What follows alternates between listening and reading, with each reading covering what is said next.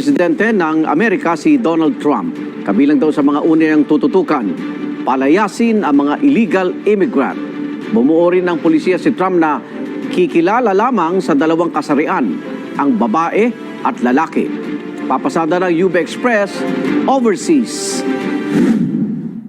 I, Donald John Trump, do solemnly swear I, Donald John Trump, do solemnly swear that I will faithfully execute that I will faithfully execute the office of President of the United States Nanumpa na bilang ika-47 presidente ng United States of America si Donald Trump. Pinalitan niya si Joe Biden na kasunod niya naging presidente matapos ang kanyang unang termino mula 2017 hanggang 2021. Sa pagbabalik ni Trump sa White House, kabilang sa mga polisiyang ipinangako niyang ipatutupad ang pagpapatalsik sa tinatawag niyang criminal aliens. Sisimulan ni Trump ang mass deportation ng mga illegal immigrant na umaabot sa 14 na milyon sa Amerika batay sa pag-aaral ng ilang eksperto. Magpapadala rin daw siya ng mga sundalo sa US-Mexico border para mapigilan ang illegal na pagpasok sa kanilang bansa na kanyang idineklara bilang isang national emergency. Kaugnay nito, nais din ni Trump na hindi nakilalanin ng US citizenship ng mga isinilang sa Amerika sa mga magulang na nakapasok doon ng illegal. Bumuo rin ng pulisya si Trump na kikilala lamang sa dalawang kasarian. As of today, it will henceforth be the official policy of the United States government that there are only two genders, male and female. Sa ilalim nito, ipatitigil na ang paggamit ng pondo ng pamahalaan sa mga programang nagsusulong sa diversity, equity at inclusion.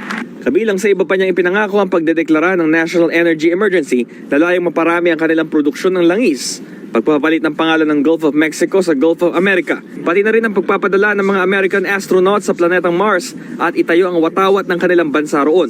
Sa kasaysayan ng Amerika, si Trump ang kauna-unahang presidente na nakatulang guilty sa isang felony case. Kaugnay yan sa pamameke niya ng mga dokumento para pagtakpan ang pagbabayad niya ng hush money sa isang dating adult film actress para itago umano ang kanilang naging relasyon. May iba pa siyang mga nakabinbing kaso tulad ng pamameke umano ng kanyang kumpanya ng business documents at bank statements.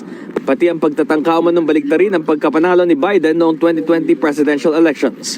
Para kay Trump, hindi naging madali ang kanyang pagbabalik sa pwesto, lalo't marami aniya ang sinubukang pumigil sa kanya. Those who wish to stop our cause have tried to take my freedom and indeed to take my life. I was saved by God to make America great again. Sa kanyang pagbalik sa pagkapresidente, pangako ni Trump, magiging malaya, bukas at malakas muli ang Amerika. From this moment on, America's decline is over. The future is ours and our golden age has just begun. Thank you. God bless America. Thank you all. Ito ang unang balita, Bam Alegre para sa GMA Integrated News. Igan, mauna ka sa mga balita, mag-subscribe na sa GMA Integrated News sa YouTube para sa iba't ibang ulat sa ating bansa.